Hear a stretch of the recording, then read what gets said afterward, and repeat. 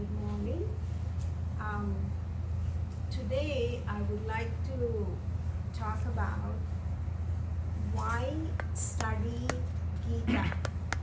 What is the importance of Gita, the background description, and then I would like to review the first chapter and some unique points about the first chapter and the importance, significance of this chapter.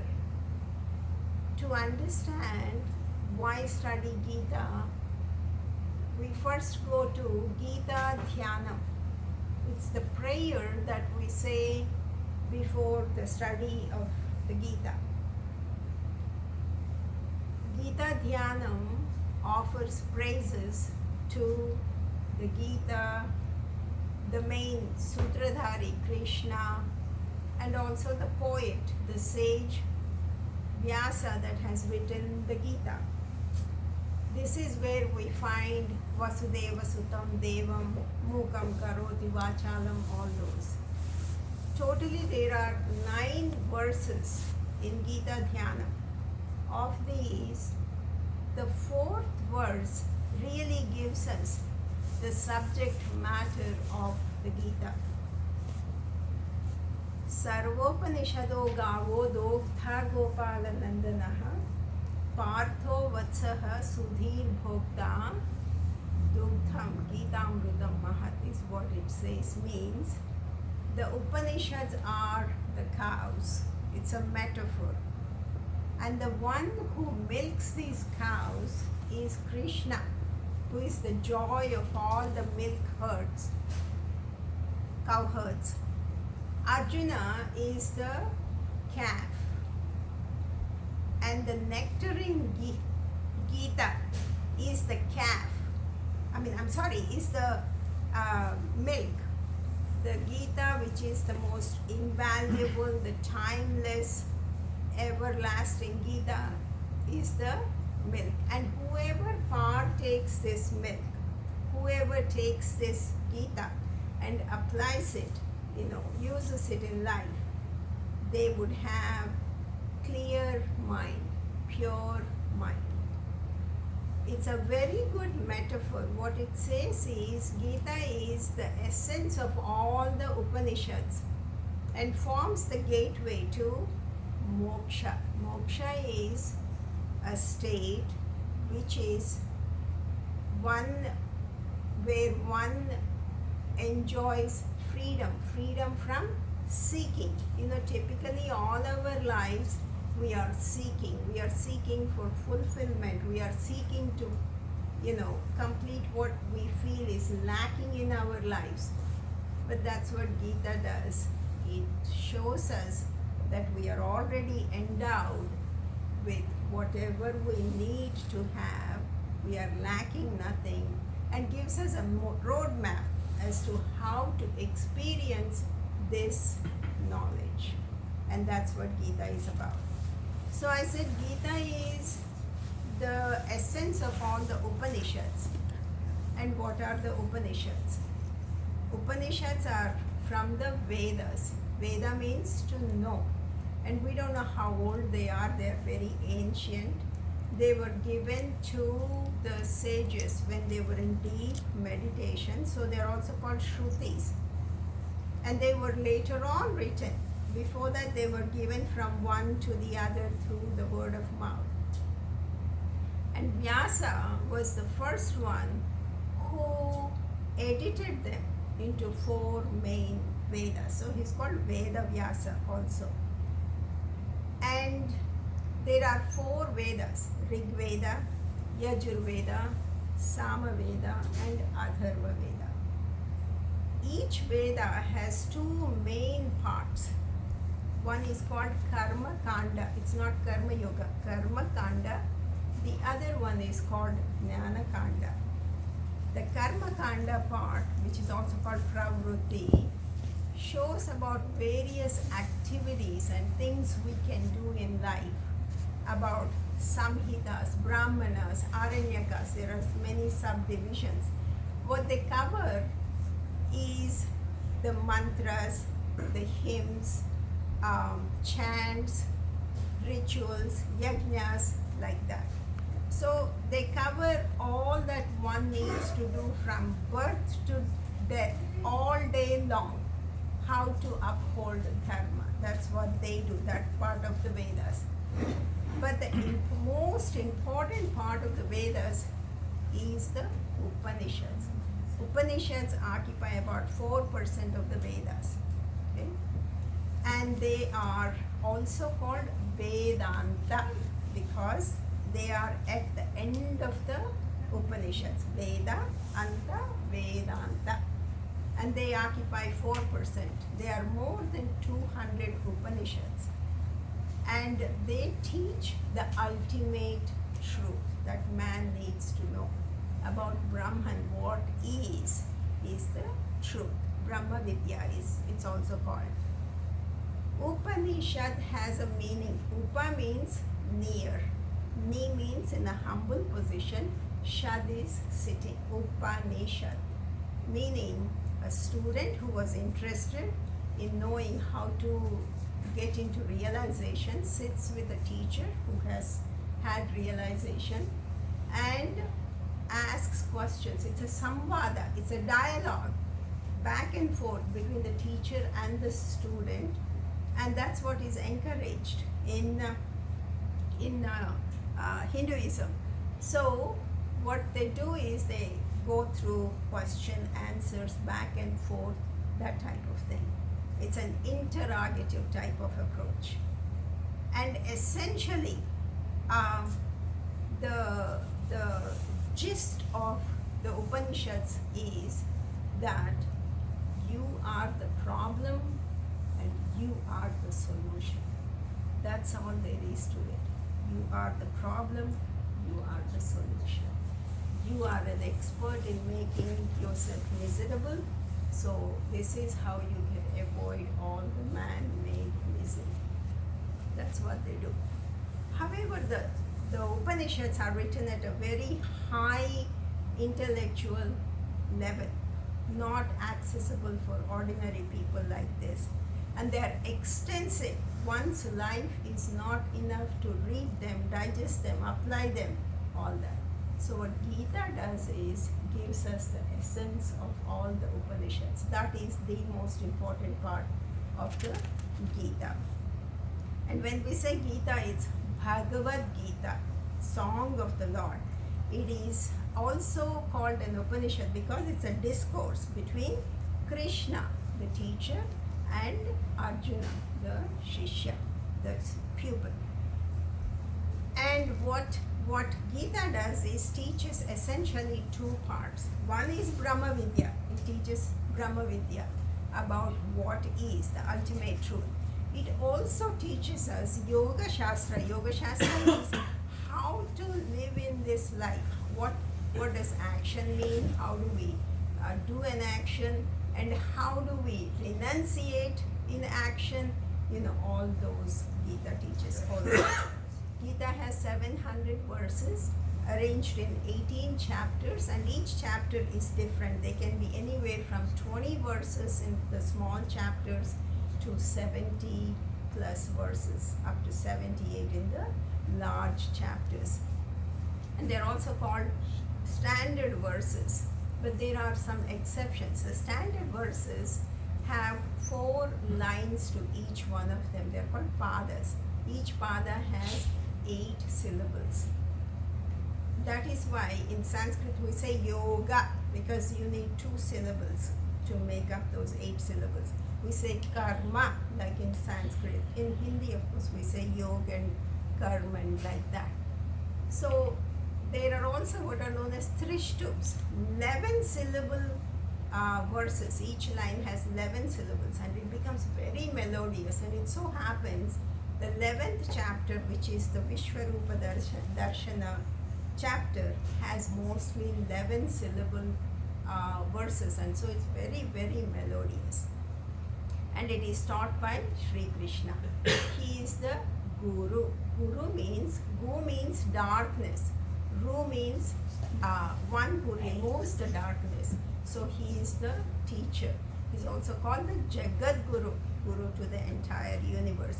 And Arjuna is the very committed student asking questions, and they are going back and forth. One of the interesting points here is that Krishna is teaching. Krishna is a king teaching Arjuna, who is a prince.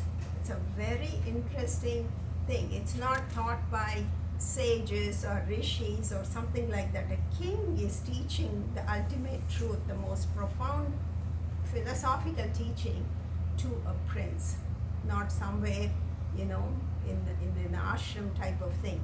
And where is it taught? It's taught on the battlefield, in the war zone, where Kurukshetra war is about to happen, where the so-called good cousins, the Pandavas, and the so-called bad cousins, the Kauravas, have assembled to decide once for all, their right to the kingdom. So that's where the Gita takes place. It's not in a quiet little forest or ashram or a temple or some type of background. So very unique type of situation. And why is that? Because it represents the war within us, the conflicts that we have, the conflicts that go on between the good and the bad in our own mind, like Gandhiji used to say. And we have this struggle constantly. The enemy is not really out there, it's here, the mind. And that's what Krishna teaches us. You can make your mind your friend or your enemy, because all the wars, they say, they are fought first in the mind and then they are fought outside. Our life represents what goes on inside. So that's a very important point Gita teaches us. And where do we find this great Gita? We find it in the Mahabharata. The oldest piece of literature known to man is Rig Veda, and the longest piece of literature known to man is the Mahabharata. It's an epic with 100,000 verses, and it has many sections. And in the section called Bhishma Parva, that's where we find the Gita. Okay? And it is narrated by Sanjaya. Sanjaya, who is given this capacity, Divya Drishti, the audio-visual capacity, he could receive and see whatever is happening somewhere else type of situation. This is given to him by the sage Vyasa. Vyasa wanted to give this to the king Dhritarashtra, who is the blind king. But Dhritarashtra says, no, I cannot see all the destruction that's about to happen. Give it to my right-hand man, Sanjaya. And Sanjaya gets the boon. So he sees everything. He's the one who's narrating the war. And why is he narrating the war? Sanjaya happens to be the charioteer to Bhishma, the grandsire, the invincible hero. And on the 10th day of the war, Bhishma falls. And Bhishma requests to be kept in the war zone, on the battlefield, on a bed of arrows. And so Sanjaya returns empty-handed to the palace in Hastinapura to the blind king Dhritarashtra to tell him Bhishma fell. And Dhritarashtra gets the shock of his life. He cannot believe Bhishma fell. So he says, tell me what happened, Sanjaya. I want to know what happened. And that's how the first chapter of the Gita starts. Okay? So it is narrated by Sanjaya. It's a third-person narration. And it is narrated 10 days after it happened, actually. It's on the 10th day, Sanjaya narrates what happened before the war started, how the Gita was taught by Krishna to Arjuna. It's another interesting point. And this war, the Kurukshetra war, we think it happened about 3,000 years BC, just before the beginning of Kali Yuga. And why is it called Kurukshetra war? It took place on that field, Kurukshetra field, which is supposed to be between Delhi and Ambala, I think. And this is called Kurukshetra after the great king Kuru, the great king Kuru, who founded the Kuru dynasty, and he did great penance on this field, established dharma. Dharma means that which upholds. So Kurukshetra is also called Dharma Kshetra. And so that's where the war took place, and Sanjaya is narrating. And I'll briefly give you what Sanjaya narrates in the first chapter, and then talk about the unique features and the significance of the first chapter. So in the first few verses, Sanjaya covers about Duryodhana. Duryodhana, who is the eldest son of Dhritarashtra, the blind king, and also the crown prince, and really the one who started all this. So Duryodhana on the battlefield, first he goes to his teacher Drona and just says all the names on either side, all the warriors, great warriors that are fighting on both sides. After that, Bhishma, the grandsire, the grandfather, blows the conch, okay, and that's followed by drums and all on the battlefield, and everybody starts blowing their conches. And then in this noisy situation, Arjuna asks Krishna. Arjuna, who is the prince, the main prince on the Pandava side, hero on the Pandava side, asks Krishna, who happens to be his charioteer. He says, Krishna, take me to the middle of take me to the middle of the battlefield in between the two armies, so that I can see who all came to help that what shall I say, bad Duryodhana, okay, evil Duryodhana. I want to see who is fighting on his side. So Krishna complies and takes him to the middle of the battlefield.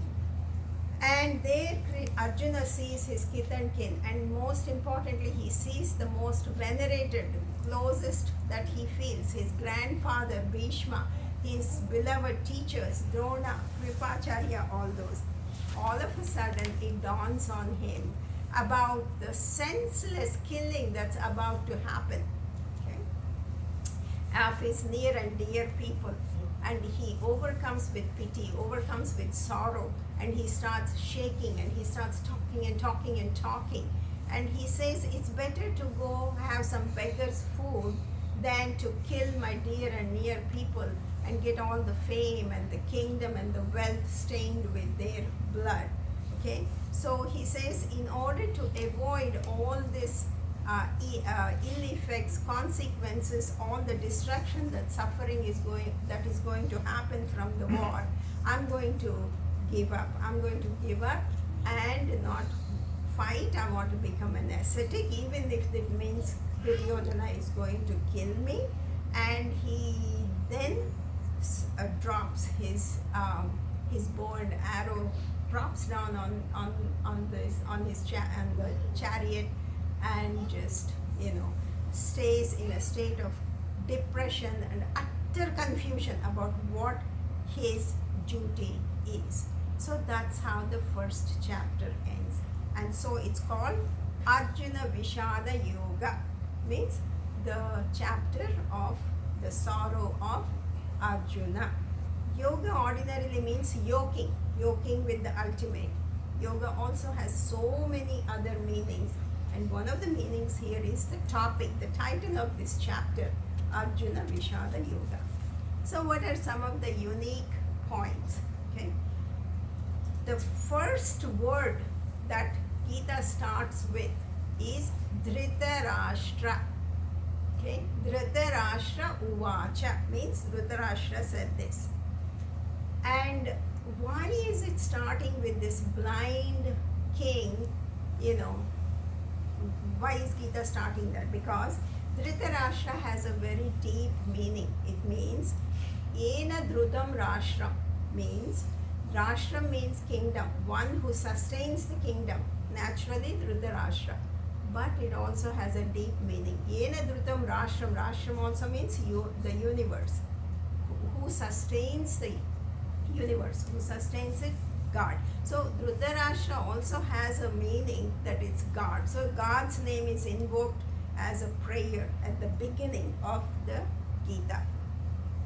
Another important point here is it started by a blind king, okay, who is physically blind, but he's also very emotionally blind. He's so attached to his children, he doesn't really see it, okay. And he's asking Sanjaya, tell me what happened. How does he ask?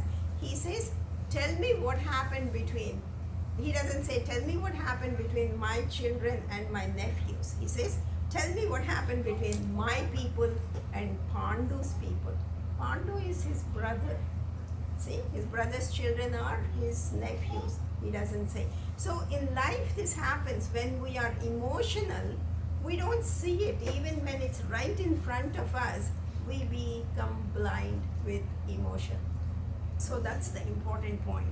Then he asks Sanjay a question, but he never really pays attention, because Sanjaya, when he narrates, he concludes with Yatra Yogeshwarah Krishno Yatra Partho Dhanurtaraha Tatra Shri Vijayo Bhutihi Dhruvanitir Matir Mama. He says, O King, where there is Shri Krishna, the Jagat Guru, where Yogeshwara, where there is Arjuna with his bow and arrows ready to fight, establishing dharma, my strong conviction is that's where the victory is going to be. That's where law and order is going to be. And that's how he concludes. But Dhritarashtra doesn't pay attention. The war continues. Another interesting point about the beginning of the Gita is the first word Dhritarashtra says is Dharma Kshetre. He starts Dharma Kshetre, Kurukshetre, Samaveta, Yuyutsavaha. So that's how he starts.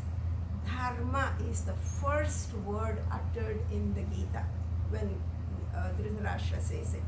And then the last word Sanjaya says is Mama.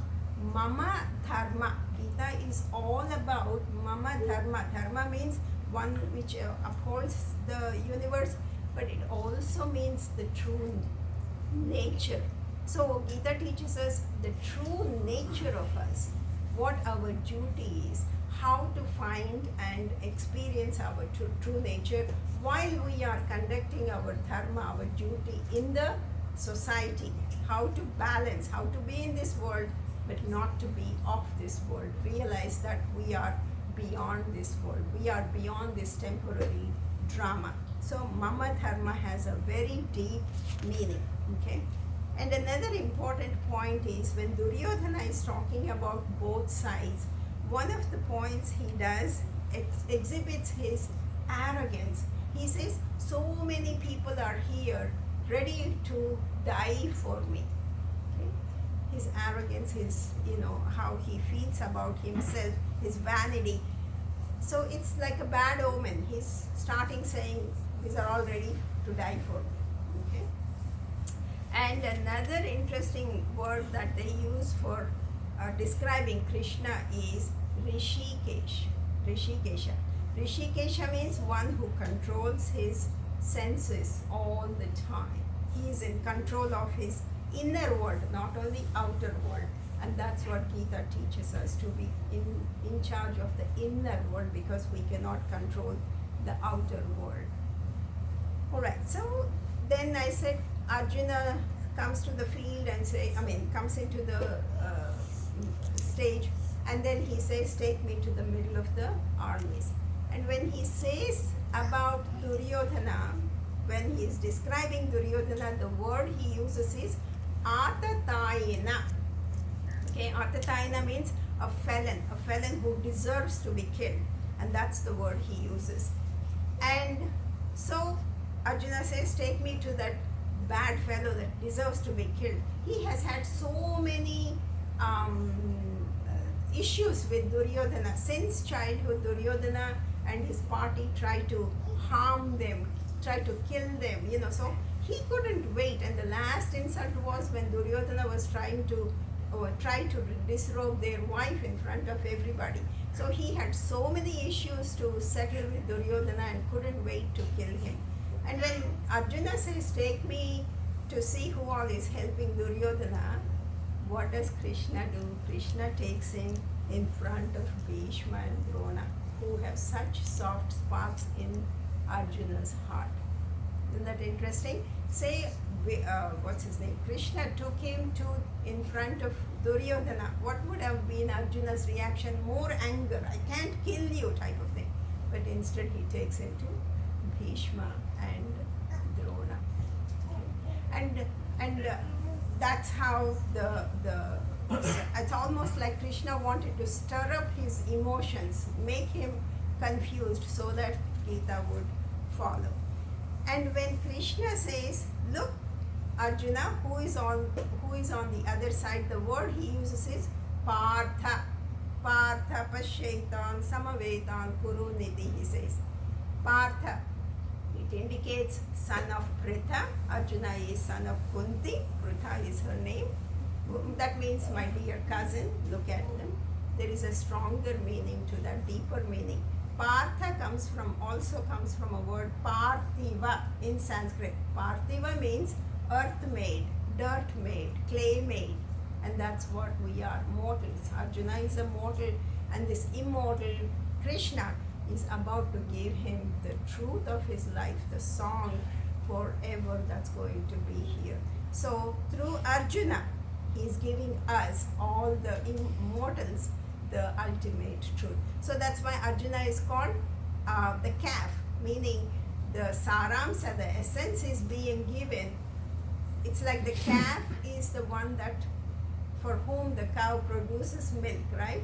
But besides the calf, we are all drinking the milk. Similarly, through Arjuna, who is the nimitta, who is the conduit through whom we are getting this great gift. So that's what happens. So he says, Partha Pashaitan. And another point there is, when Arjuna sees the other side, he is seeing not bad people, good people, Bhishma, Drona, and even though he doesn't care for Karna is a good man by nature, by himself. So he's seeing all the good people. So Gandhiji used to say sometimes evil flourishes not because bad people are helping bad people, but maybe good people are also helping bad people. You see? And Karna was such a great man, Dana, Veera, Shura, Karna, but he was on the wrong side. So that's another important point there. At any rate, Arjuna sees his kith and kin, near and near people, and what does he do? He has this reaction. In modern day description, we call it anxiety neurosis. He has the shock of his life, sympathetic overactivity. He overcomes with pity and sorrow. His limbs start giving away. His mouth is parching. His body is shaking. His hair is standing, horripilations. And bow is slipping from his hand. His skin is burning. And he's not able to stand. His mind is, reeling. He's getting dizzy. All those things about emotional status. When we're in shock, that's what happens. So what does Arjuna's reaction indicate to us? It indicates that concept and experience may not be the same. When we think about something, we may be sure even about what would happen, how are we going to face, experience life, but we may be surprised. Then things can change in a minute, in a fraction of a second. Our beliefs can be shattered. We might be so sure, but in a second, the whole thing can crumble. And our feelings can change drastically when we are in real life situation. And Arjuna became suddenly weak not because he was fearful about the strength of his enemy. That's an interesting, important point here. He became weak because of his own thinking, because of his love for his loved ones. He didn't want to kill his own people. Interesting point is, the other side didn't feel, Arjuna forgot he had identity crisis. He forgot that he's a warrior defending his troops, and suddenly saw himself as a grandson of Bhishma or a pupil to Drona. But they didn't feel that way. They were still seeing a warrior on the other side. They didn't say, oh, there is Arjuna, my grandson, oh, how can I kill him? Or there is my Shishya, Arjuna, how can I kill him? They didn't have the reaction. It's Arjuna who had it. And he was unhappy about killing his own people. He says, Swajanam, Krishna, how can I kill my own people? What good is going to come out of it? But he didn't have problem killing strangers. Okay? And so he became emotional and he made a decision and then to withdraw from the war. And then he started thinking and started justifying, started blabbering, okay, why he was right, rather than think through, calm himself down, think through, and then make a decision. And it's a very common experience we face in life. When we are emotional, in that emotion, we are not thinking properly, make a decision, and then we justify why this happened, that, like that. And he talks a lot, and Krishna is patiently waiting to hear all this. And Arjuna talks about the lawlessness, all the harm that's going to happen, how women would be, without protection, and how they would be taken advantage of, all the varnas are going to be mixed up, on and on and on. However, he forgets, if he didn't do his dharma, he didn't protect his troops, Duryodhana is not just going to kill him. Duryodhana is going to massacre all his side. All the good people are going to be killed because there is no Arjuna to defend them. So all the things that he was fearing would happen, would happen. See, because he is not doing his dharma. So that shows that we justify our behavior, in the name of love and loved ones. But we, in that state, we forget about the harm we may overlook the safety of others. You see? So that can happen. Another interesting side point here is Arjuna had a doubt in his head without him even knowing. Why is that? Because the night before the war, Dhritarashtra, who is very clever, sends Sanjaya to the camp. And he says, my children are bad, they don't listen to me. You Pandavas are good and you are strong. Don't fight, avoid all the war. Just go somewhere and start new lives, and you can earn a lot, you can find a lot, you can have a good life so that my sons would be happy, you can be happy. And Krishna says, no, tell your king we are ready for the war, and sends Sanjaya back. So without him even knowing, he had a little doubt. Dharmaraja, Yudhishthira did not have a doubt. He knew he was going for the dharma. Bhima had no doubt. He couldn't wait to kill Dusasana and drink his blood and all that. And the twins, Nakula and Sahadeva, they were just following their eldest brother. It's the Arjuna, the middle one, that had a little doubt. And when he actually saw the people, the whole thing came out. And another point here is he was blabbering, as I said. He talked and talked and talked and talked. And that's what happens when we are not sure about ourselves. Whereas the wise don't blabber, they are patient, they listen, and that's what Krishna does. With a little smile on his face, he just lets Arjuna talk and talk and talk patiently, waits for him. The symbolism is also here. This is from Chandogya Upanishad that we get into the Gita also. There is what is called body chariot analogy. Okay, the body is compared to the chariot, and the senses are the horses, and the mind is the reins. We control our senses, the horses, with our mind. And the intellect driver, Krishna, represents the buddhi, the higher thinking power, and the soul, the master, Arjuna, is in the ratha. And as you can think, a lot of our success in the ride depends on whom? The charioteer, who can control, who can guide us, right? And that is an analogy from the Chandogya Upanishad that's applied in the Gita also. So to conclude it, why is this crisis so important? It's really talking about the crisis Arjuna is facing in the first chapter. From the Vedantic point of view, disillusionment in life happens. We get shook up when we are facing certain situations. Death, disease, loss, bitter experiences, that's when we get shook up in our life.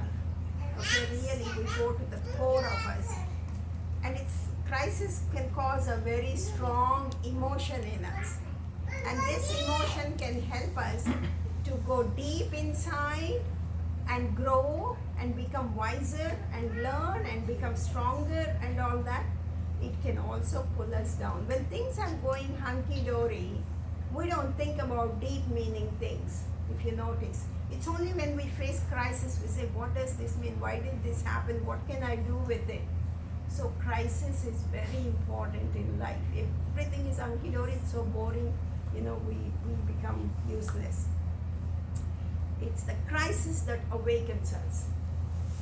Let's hope helps us to really find out who we are. So that's what Krishna was doing. Krishna was trying to facilitate this crisis, to happen so that Arjuna would really become a Shishya and ask questions. In the second chapter, he says, Krishna, I'm so confused. Just teach me, Shishya, stay home. I'm your pupil. Please teach me what to do. I'm not aware of what to do now. So that is the important. And why did Krishna want to teach the Gita?